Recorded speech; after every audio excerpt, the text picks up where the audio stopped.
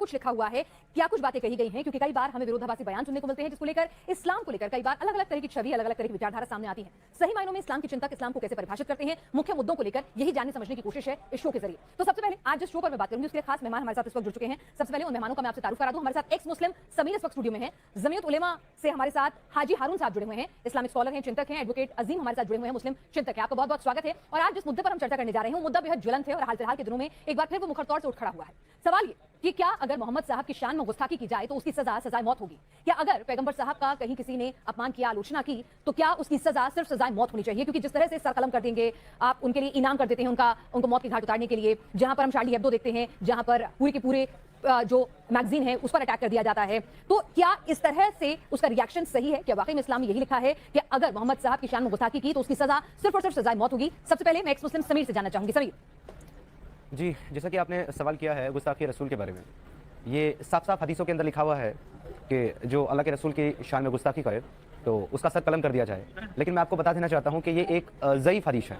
हदीसों के अंदर भी कैटेगरी होती है, सही होती है और ज़ईफ़ हदीसें होती हैं। तो ज़ईफ़ जो होती हैं उनके अंदर कुछ ना कुछ प्रॉब्लम होने की वजह से वो पूरी तरीके से ऑथेंटिक नहीं होती। तो हालांकि इसको ज़ईफ़ की कैटेगरी में रखा जाता है, लेकिन उसके बाद भी सिर्फ इसी हदीस के बिना पर काफ़ी सारे लोगों को जो है कत्ल कर दिया गया है। पाकिस्तान में हमें बहुत सारी इसकी मिसालें देखने को मिलती है और अलग अलग कंट्रीज़ में, दुनिया के अलग अलग हिस्सों के अंदर इस तरह की चीज़ें हमारे सामने आती रहती हैं कि गुस्ताखी रसूल के नाम पर लोगों को कत्ल किया जाता रहा है। इवन ये सिर्फ आज की बात नहीं है, खुद पैगंबर के ज़माने में काफ़ी सारे लोगों को गुस्ताखी रसूल का इल्ज़ाम लगाकर के कत्ल किया गया है, जिसके अंदर अस्मा बिनते मरवान नाम की एक शायरा हैं, उनको भी जो है पैगंबर साहब ने इसलिए कत्ल करवा दिया था कि वो आपकी शान में जो है गुस्ताखी करती थी। और इसके अलावा और भी काफ़ी सारे लोग हैं जिनको इस तरीके से आप समीर की बात से इत्तेफाक रखते हैं कि अगर मोहम्मद साहब की शान में गुस्ताखी की, कुछ भी आलोचना की, कुछ भी गलत कहा गया तो सीधा उसकी सजा सिर्फ और सिर्फ सर कलम करना है, यानी सजा मौत है, उससे कम कुछ भी नहीं। चाहे भले ही उस देश में शरिया कानून हो या ना हो, उन्हें मौत की सजा ही मिलेगी। हाजी हारून साहब। बिस्मिल्लाहिर्रहमानिर्रहीम। देखिए, मैं पहली बात तो ये कहना चाहता हूँ, इस्लाम का परिचय होना चाहिए। अल्लाह ताला ने ये जो दुनिया बनाई है, ये दुनिया में सब तरह के लोग रहते हैं, सब धर्म के लोग रहते हैं और सब धर्म के लोग रहते चले आएंगे। और हिंदू, मुसलमान, सिख, ईसाई, क्रिश्चियन, बौद्ध, यहूदी, पूरी दुनिया इसी तरह भरी पड़ी है। मामला यहाँ चल रहा है कि कुछ लोग ये कहते हैं कि इस्लाम जो है फैल जाएगा, इतना ज़्यादा फैल जाएगा कि हिंदुस्तान में सारे लोग मुसलमान हो जाएंगे। तो ये बात समझने की, जब अल्लाह ताला ने सबको अलग अलग बनाया है तो ये सब कैसे हो जाएगा? ये जो बुनियादी तौर पर नफरत फैलाने की जो कोशिश की जा रही है।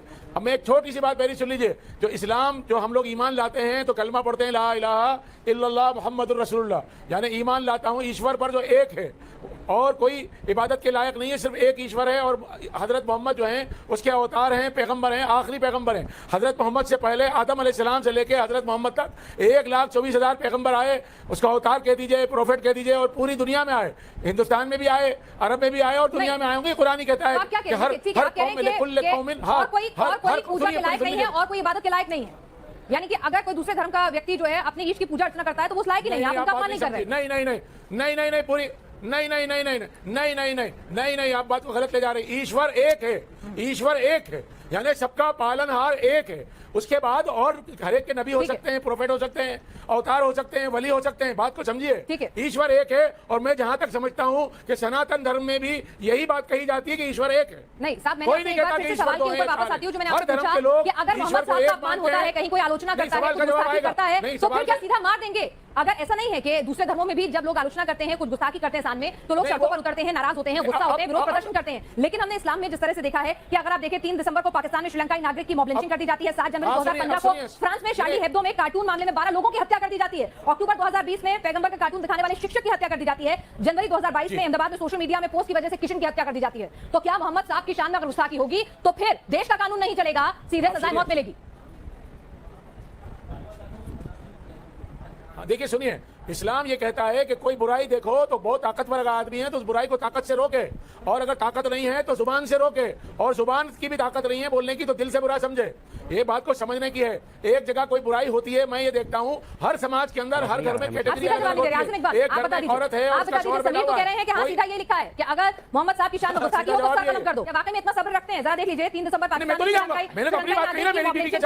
फ्रांस में शार्ली हेब्दो कार्टून मामले में 12 लोगों की हत्या कर दी गई, पैगंबर का कार्टून दिखाने वाली टीचर की हत्या कर दी दी गई, अहमदाबाद में सोशल मीडिया पोस्ट की वजह से किशन की हत्या कर दी गई, अभी हमने नुपुर शर्मा के मामले में देखा क्या कुछ हो रहा है। आपको भोपाल का नहीं देखिए मैम, अगर इन्होंने ही बात करनी है और दूसरे को मौका ही नहीं देना है तो फिर कोई मतलब नहीं है पैनल में होने का ना, क्योंकि ये कंटिन्यूअसली बोले जा रहे हैं और आप जब से सवाल कर रही हैं इनसे डायरेक्टली, लेकिन ये एक बार भी सीधा जवाब नहीं दे रहे, सीधा ये जलेबियां घुमा रहे इधर से उधर, ये भाग रहे हैं। मैं इसे सीधा सवाल करता हूं हाजी जी से, बड़े रेस्पेक्टिव वे में सर आपसे मैं एक चीज पूछना चाहता हूं कि अगर कोई गुस्ताखी रसूल करता है, अगर कोई अल्लाह के रसूल की शान में गुस्ताखी करता है, उसकी शरिया के अंदर सजा क्या है? मुझे सीधा आंसर दें आप, उसकी शरिया के अंदर क्या सजा है?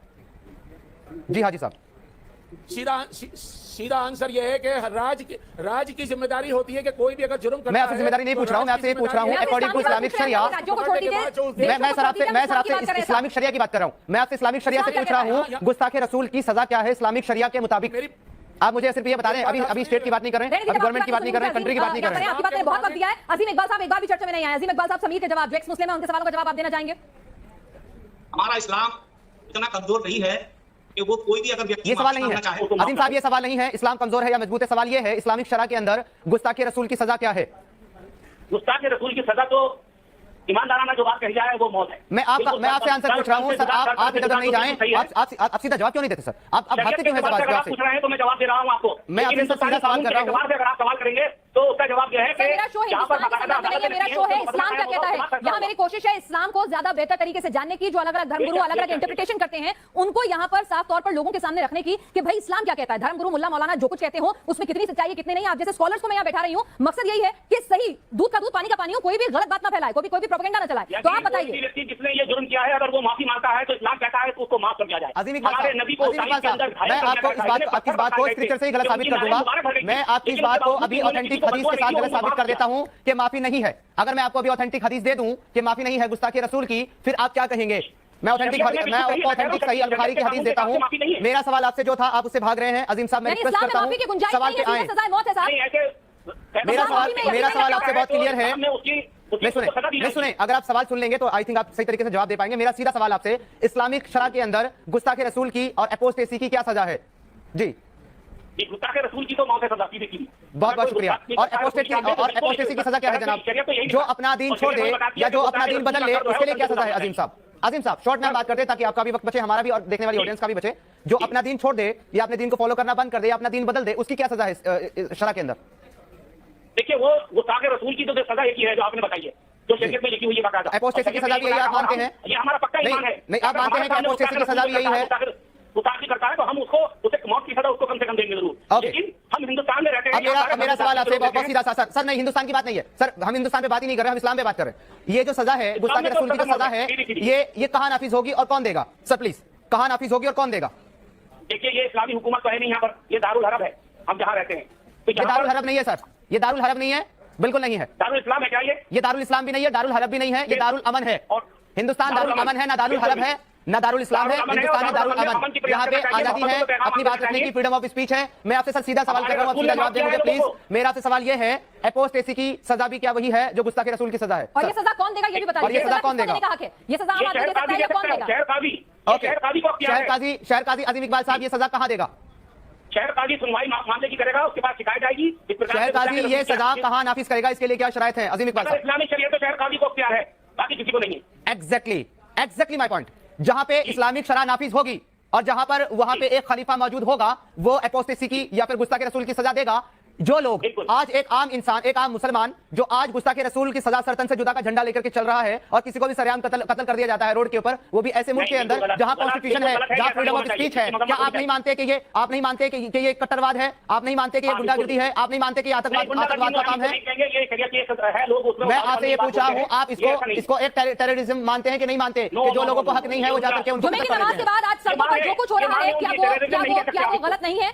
बिल्कुल टेररिज्म है, बिल्कुल टेररिज्म है। अगर आपको आपका इस्लाम इसकी इजाजत नहीं देता कि आप किसी को सजा दें सरतन से जुदा की या एपोस्टेसी की और आप सजा दे रहे हैं तो ये बिल्कुल टेरर है, क्योंकि आप हमारे देश के कॉन्स्टिट्यूशन के भी खिलाफ जा रहे हैं और आप इस्लाम के भी खिलाफ जा रहे हैं। उस व्यक्ति को गिरफ्तार क्यों नहीं किया जाता? नूपुर शर्मा को इतना बड़ा बलवा क्यों ठहराया जाता? कैसे गिरफ्तार करेंगे? आपने नूपुर शर्मा वाले केस में एक बार भी कहा कि नूपुर और रहमानी की क्यों बात नहीं होती रहमानी के ऊपर?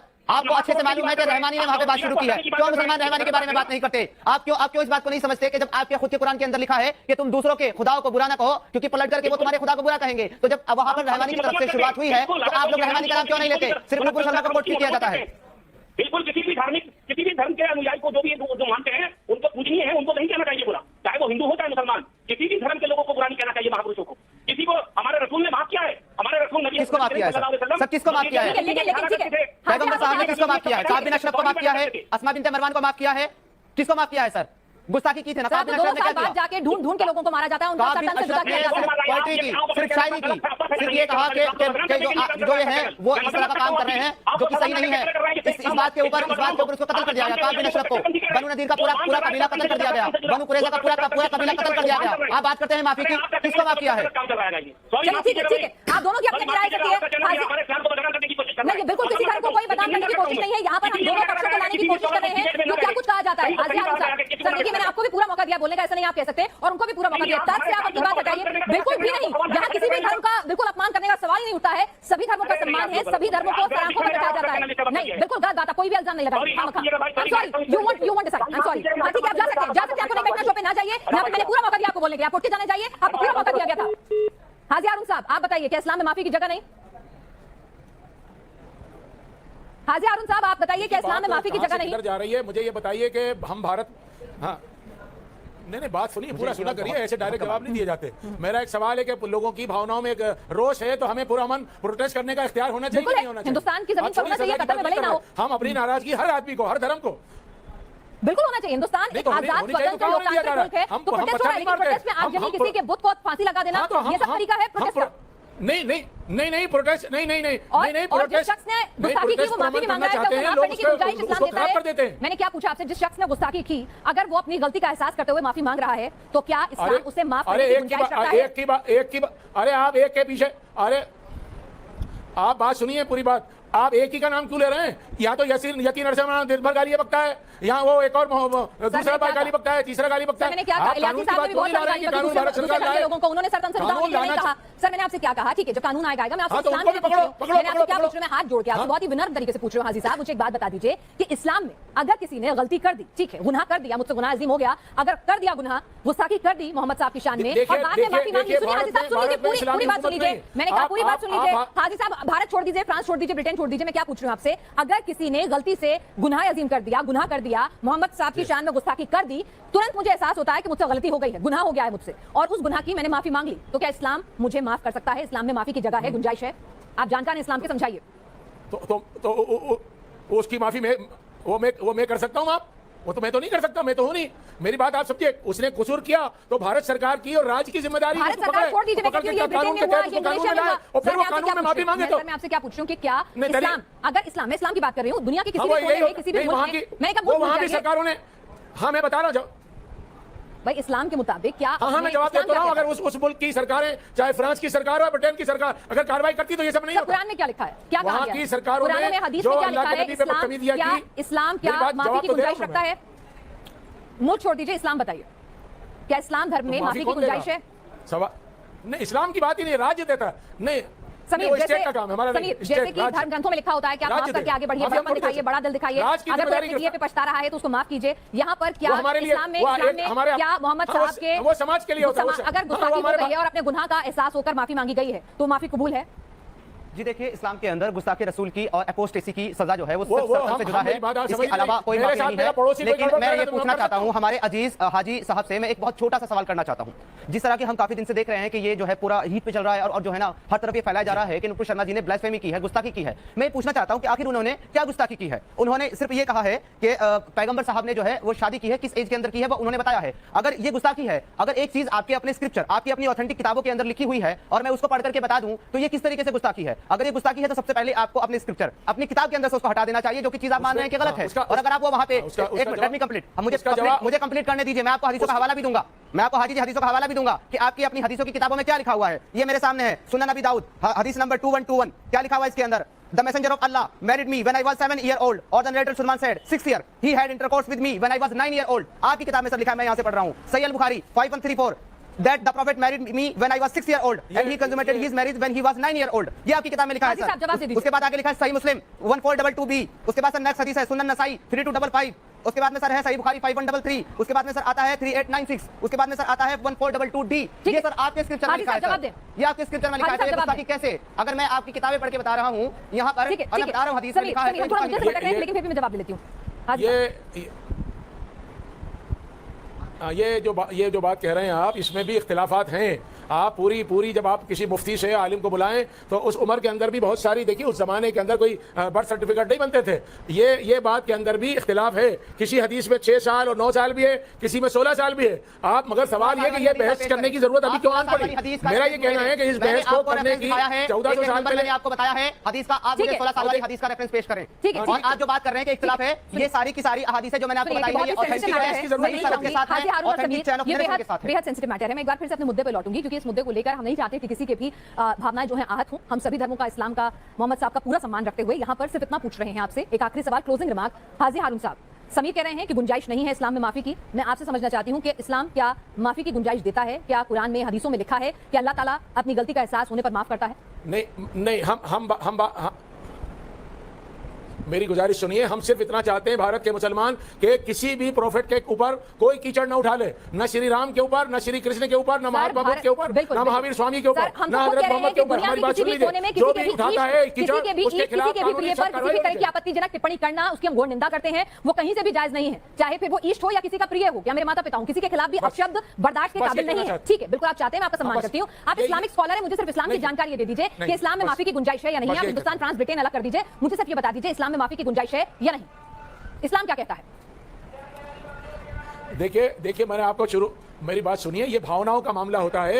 यहाँ भोपाल के अंदर भी एक औरत ने कुरान शरीफ फाड़ दिया था, कानून गया जाने का, और उसने जाके उसको मार दिया। आप मेरी बात ही नहीं समझ रही हैं। आप इस्लाम कहाँ, यहाँ इस्लामी राज्य नहीं है, यहाँ इस्लामी हुकूमत नहीं है। आप क्यों इस पे जिद कर रहे हैं कि क्या सजा? हम सीधी भारत सरकार से करना चाहते हैं, मतलब स्टेट सरकारों से करना चाहते हैं। जो भी किसी धर्म के खिलाफ कार्रवाई करता है, नॉर्मल में आप पकड़ते हैं कि नहीं पकड़ते? पकड़िए ना उसको। जो भी किसी धर्म के खिलाफ बोलता है, अपमान करता है, लिखता है, नहीं बताना चाहते, ठीक है। मैं आपसे पूछना चाहती हूँ हदीसों में क्या लिखा है कि क्या माफी है कि नहीं है। मैं आपसे Hindustan, Pakistan, Germany, Britain, France के संदर्भ में नहीं पूछ रही। मैं जो बताना चाह रहा हूँ, ठीक है, तो इस मुद्दे पर क्या नहीं, आप कोई नहीं भेज रहे आपने, आप हिंदुस्तानी क्यों भेजेंगे? आपको हमारे बहुत दिल के करीब, हम क्यों भेजेंगे आपको? जी, और क्यों जाएंगे आप अपना मुल्क छोड़ के? बिल्कुल नहीं जाएंगे, लेकिन आप हमें इस्लाम समझा देते तो थोड़ा बेहतर होता। समीर का एक अलग व्यू है, वो एक्स मुस्लिम है, आपका एक अलग व्यू होता तो अच्छा रहता। उसका जवाब हम दे चुके हैं। जो हमें भेजना चाहता है वो चला जाए। अरे भाई, कोई नहीं भेजना चाहता।